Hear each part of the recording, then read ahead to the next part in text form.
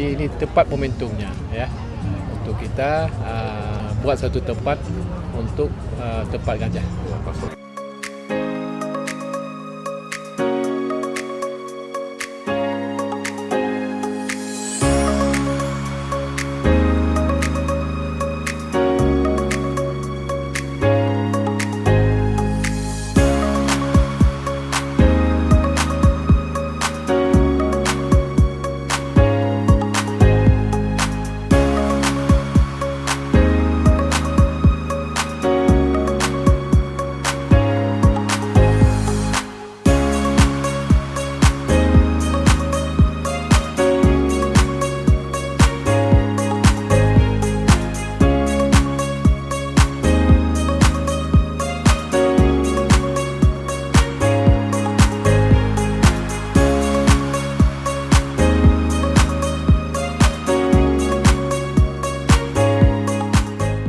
Jadi langkah baiknya pada saat ini sudah cocok dan ada juga penghuni bus yang akan nanti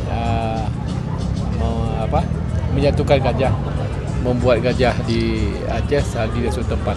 Itu lebih bagus dan lebih efisien dan lebih lebih menguntung kepada kita nanti.